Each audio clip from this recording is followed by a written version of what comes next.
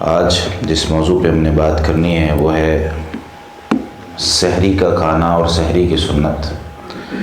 کہ اس کا طریقہ کیا ہے اور نبی کریم صلی اللہ علیہ وسلم کی سحری کیسی ہوا کرتی تھی۔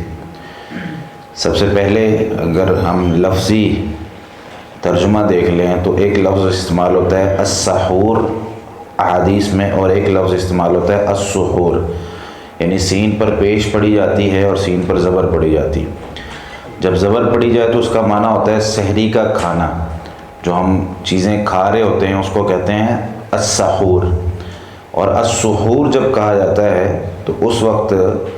وہ جو کام ہم کر رہے ہوتے ہیں، سحری کھانا جو ہم عمل کر رہے ہوتے ہیں، یہ اس چیز پر بولا جاتا ہے۔ تو سب سے پہلے اگر ہم یہ دیکھیں کہ سحری کا حکم کیا ہے، یعنی یہ ضروری اور فرض ہے یا سنت مؤکدہ ہے، یہ جاننا اس لیے ضروری ہے کہ کبھی کبھار ایسا ہوتا ہے کہ کوئی شخص وہ لیٹ اٹھتا ہے، سحری نہیں کر پاتا، تو اگر تو وہ فرض ہے اور ضروری ہے تو پھر ظاہر سی بات ہے اس کا کوئی نہ کوئی کفارہ دینا پڑے گا اور کوئی اور کام کرنا پڑے گا، پھر ہم روزہ رکھ سکیں گے۔ اور اگر یہ سنت مؤکدہ ہے، یعنی اس کی تاکید بہت زیادہ کی گئی ہے، اور اس تاکید کو اسلام نے حکماً بیان کیا ہے، یعنی نبی کریم صلی اللہ علیہ وسلم کی جو سحری ہے وہ قولی حدیث سے بھی ثابت ہے، آپ صلی اللہ علیہ وسلم نے کہہ کر بھی اس کو سمجھایا ہے اور کر کے بھی دکھایا۔ حدیث میں آتا ہے نبی کریم صلی اللہ علیہ وسلم نے ارشاد فرمایا تسحروا فإن فی السحور برکہ، سحری کرو کیونکہ سحری کے کھانے میں برکت ہے۔ صحیح بخاری میں یہ روایت موجود ہے، صحیح مسلم میں بھی ہے۔ دوسری حدیث میں آتا ہے سیدنا انس بن مالک رضی اللہ تعالیٰ عنہ فرماتے ہیں کہ ہم نبی کریم صلی اللہ علیہ وسلم کے ساتھ سحری کرتے تھے، ثم قاموا الی الصلاۃ، پھر سارے صحابہ کرام نماز کی طرف نکل جاتے، یعنی نبی کریم صلی اللہ علیہ وسلم سحری کرتے بھی تھے اور حکم بھی دیا آپ صلی اللہ علیہ وسلم نے سحری کا کھانا کھانے کا۔ اسی طریقے سے ایک سوال یہ ہے کہ سحری ہم کیوں کھائیں؟ ایک شخص ہے بڑا ہٹا کٹا ہے اور رات اگر 12 بجے وہ کھانا کھا کے سو جائے اور شام افطاری تک وہ گزارا کر سکتا ہے آرام سے، تو پھر بھی سحری کیوں کھانی ہے؟ اس کی کئی ایک وجوہات ہیں۔ ان وجوہات میں سے سب سے پہلی وجہ تو یہ ہے کہ یہ نبی کریم صلی اللہ علیہ وسلم کی سنت ہے، یہی ایک وجہ کافی ہونی چاہیے، لیکن اس کے باوجود اور کئی وجوہات ہیں، جس طرح اس میں اہل کتاب کی مخالفت ہے۔ نبی کریم صلی اللہ علیہ وسلم نے ارشاد فرمایا فصل ما بین صیامنا و صیام اہل الکتاب اکلۃ السحر، کہ ہمارے اور یہود و نصارہ کے روزے کے درمیان فرق کرنے والی چیز وہ سحری کا کھانا ہے۔ اگر ہم مسلمان سحری کھائیں گے تو ہم مسلمان کہلائیں گے، اگر ہم سحری کے بغیر روزہ رکھنا شروع کر دیں تو پھر ہمارے اور اہل کتاب کے روزے کے درمیان کوئی فرق نہیں رہ جائے گا۔ تیسری جو اس کی وجہ یہ ہے کہ بندہ اس نے اللہ کی عبادت کرنی ہے، اور جسم جب سست ہوگا تو وہ اللہ کی عبادت اس نشاط اور اس چستی کے ساتھ نہیں کر پائے گا جو اس کا حق ہے۔ تھوڑی دیر عبادت کرے گا، تھک جائے گا، یار مجھے تو نیند آ رہی ہے سستی کی وجہ سے۔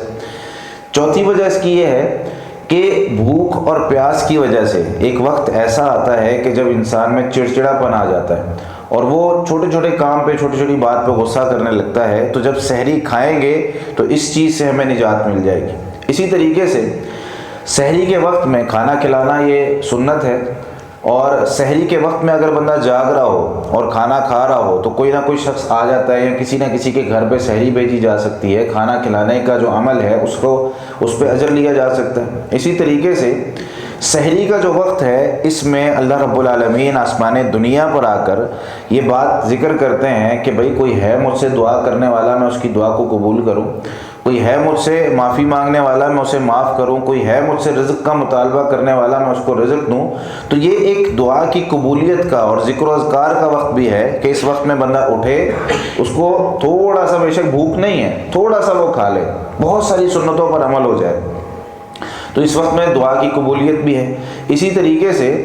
اگر کسی کی نیت رہ گئی ہے، رات کو نیت نہیں کر پایا، تو وہ فجر سے پہلے کر سکتا ہے، اس طرح کہ کل ذکر ہوا تھا من لم یجمع الصیام قبل الفجر فلا صیام لہ، تو روزہ فجر کی نماز سے پہلے اس کی نیت کرنا ضروری ہے، رات کو کر کے سوئے، وگرنہ آخری وقت جو ہے اس کا فجر سے پہلے۔ تو یہ بہت سارے اسباب ہیں جن کی وجوہات پر سحری کرنی چاہیے۔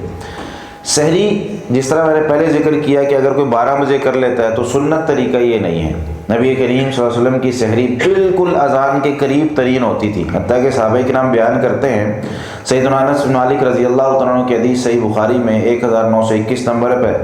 فرماتے ہیں کہ انہم تسحروا مع النبی صلی اللہ علیہ وسلم ثم قاموا الی الصلاۃ، کہ انہوں نے نبی کریم صلی اللہ علیہ وسلم کے ساتھ سحری کی، پھر نماز پڑھنے کے لیے نکل گئے. تو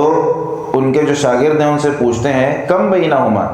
آپ سحری کی کرنے کے بعد نماز کے لیے نکلے تو اذان اور سحری کے درمیان کا وقفہ کتنا تھا؟ تو وہ فرماتے ہیں قدر 50 آیہ،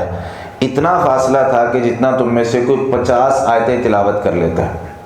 یعنی بہت زیادہ فاصلہ نہیں تھا. 50 آیتیں تلاوت کرنے کے لیے بہت زیادہ وقت نہیں لگتا، 3 سے 4 منٹ لگتے ہیں صرف. اگر بندہ آرام سے تلاوت کر رہا ہے تو 3 سے 4 منٹ میں آرام سے وہ تلاوت کر سکتا ہے 50 آیتیں. تو یہ سحری کا وقت ہے بالکل اذان کے قریب ترین، یعنی تھوڑی دیر پہلے ہم اس کو چھوڑ سکتے ہیں.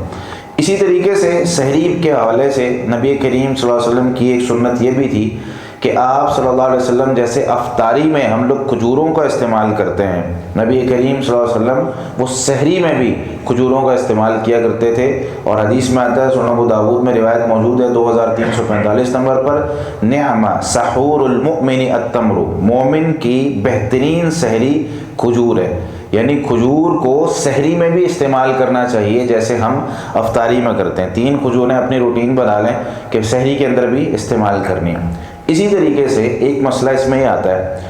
کہ اگر کوئی شخص وہ لیٹ اٹھا ہے، مطلب 10 منٹ پہلے اٹھ گیا، 7 منٹ پہلے اٹھ گیا اور جلدی سے کھانا بنایا اور کھانا شروع ہی کیا ہے کہ اذان شروع ہو گئی،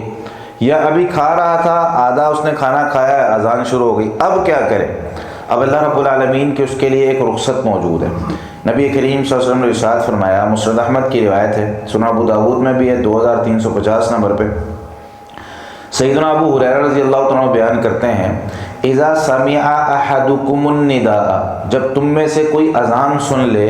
والاناء فی یدہ، اور وہ برتن جس سے وہ کھانا کھا رہا ہے اس کے ہاتھ میں ہی ہے، ابھی وہ اس سے کھانا کھا رہا ہے، مکمل نہیں ہوا، فلا یضعہ، اس کو نہ رکھے، حتی یقضی حاجتہ منہ، حتیٰ کہ اپنی ضرورت کے مطابق جتنا اس کو ضرورت ہے اس سے وہ کھا لے.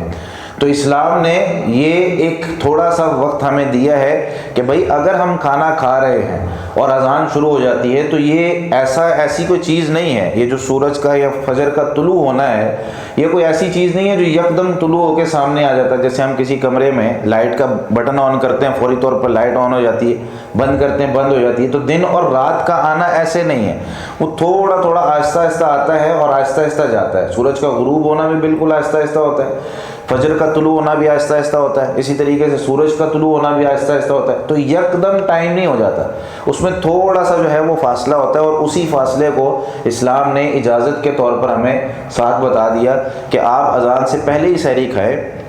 جیسا کہ 50 آیتوں کی تلاوت جتنا ایک جو ہے وہ ڈیوریشن بیان کی گئی ہے. لیکن اگر کبھی ایسا ہو جائے کہ کھانا کھا رہے ہیں، چائے پی رہے ہیں، یا کوئی اور چیز آپ کے ہاتھ میں موجود ہے تو اپنی ضرورت کے مطابق اس سے پورا کر لیں اور پھر جو ہے وہ اس کو جو ہے وہ رکھ دیں اور اپنی سحری کی نیت کر کے اپنی جو ہے وہ نماز کی طرف نکل جائیں. پھر وہ جو مسئلہ میں نے درمیان میں ذکر کیا کہ اگر کوئی شخص وہ سحری نہیں کر سکا، آنکھ ہی نہیں کھلی پورے گھر والوں کی، یا جو ہے وہ اس کو پتہ نہیں چلا اور اذان شروع ہو گئی، ابھی وہ سمجھ رہا تھا کہ یار ابھی ٹائم ہے لیکن اذان شروع، اب کیا کرے؟ تو اس صورت میں وہی جو پہلے میں نے ذکر کیا کہ سحری کرنا واجب نہیں ہے، یعنی اگر رہ جائے تو روزہ ہو جاتا ہے. نبی کریم صلی اللہ علیہ وسلم اور صحابہ کرام نے سحری کے بغیر بھی روزہ رکھا ہے. وصال جب کیا تھا تو اس وقت سحری نہیں کی تھی. تو سحری کے بغیر اگر بندہ یہ دیکھتا ہے کہ بھئی میں شام تک بھوک اور پیاس کو برداشت کر سکتا ہوں تو وہ نیت کر لے روزے کی نیت تو رات سے کی ہوئی تھی، لیکن وہ اب سحری کے بغیر ہی کہے کہ یار ٹھیک ہے میں روزہ مکمل کر سکتا ہوں اور میں کر لوں گا. اور اگر اس کو پتہ ہے کہ یار میں نہیں کر پاؤں گا، مجھے جو ہے نا پہلے سے بھوک لگی ہوئی ہے یا میری طبیعت اس طرح کی ہے کہ میں اس کے بغیر نہیں کر سکوں گا، تو وہ پھر اس روزے کو چھوڑ دے اور بعد میں اس کی قضائی دے. کیونکہ اب جو ہے وہ اپنا، یعنی اس کا یہ مطلب نہیں ہے کہ 8 بجے اٹھا ہے تو یار چلو میں ابھی کھا کے تو 8 سے جو ہے وہ 6 بجے تک روزہ رکھ لیتا ہوں، ایسا نہیں. اس کا ٹائم وہی رہے گا. اگر ہم سے رہ گیا کسی وجہ سے تو ہم اس کو لیٹ کر سکتے ہیں. تو یہ سحری کے کچھ احکام تھے جو میں نے آپ کے سامنے بیان کر دیے ہیں.